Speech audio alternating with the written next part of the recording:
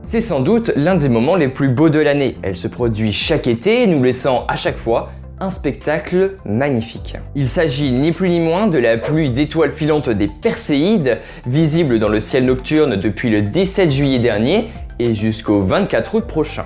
Mais on va voir dans cette vidéo comment cela se fait que chaque année, à la même période, on puisse observer ce phénomène magique. Et on verra ensuite les meilleures conditions pour observer cette nuit d'étoiles filantes. Donc si vous êtes prêts, eh bien on est parti.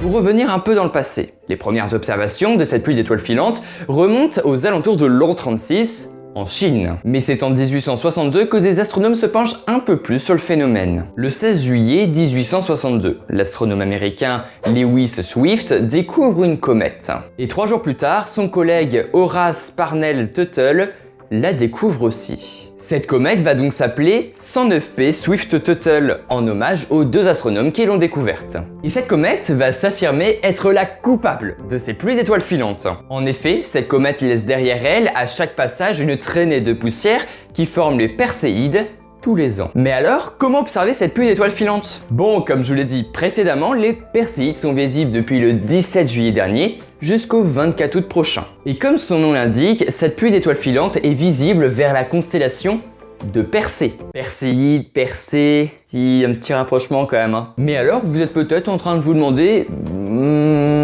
où se situe la constellation de Persée. Effectivement, c'est une bonne remarque.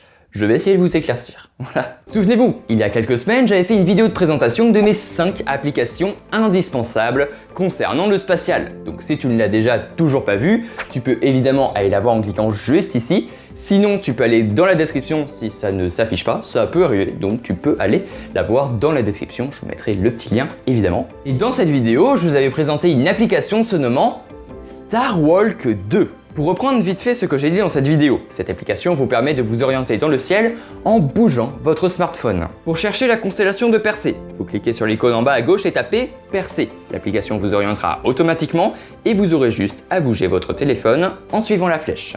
Maintenant que vous savez où se situe la constellation, il faut savoir quand regarder.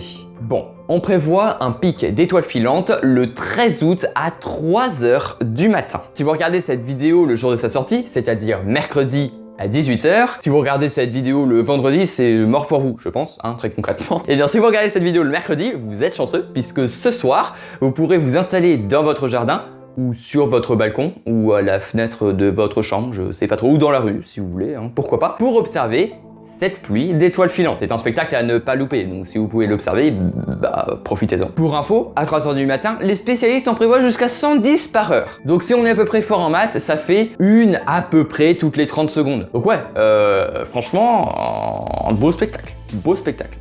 Maintenant, vous n'avez plus qu'à croiser les doigts pour espérer que le ciel soit dégagé. Dites-moi dans les commentaires #monciel est. Voilà, et je lirai évidemment vos commentaires avec plaisir évidemment. Donc j'espère pour vous qu'il fait beau. Voilà, je croise les doigts pour vous. Moi c'est pas ouf, mais peut-être que vous c'est mieux. Est-ce que c'est long là cette phrase? Oui, donc on va passer à l'outro. Et voilà, c'est Jadin pour cette vidéo. Si elle t'a plu et si tu veux me soutenir, tu peux évidemment t'abonner, mettre un pouce bleu et mettre un commentaire. Pour ceux qui se sont demandés durant toute la vidéo, mais ton mur est blanc? Oui, mon mur est blanc. Je suis en plein déménagement.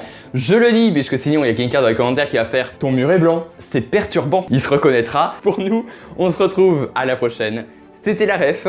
Allez, à plus.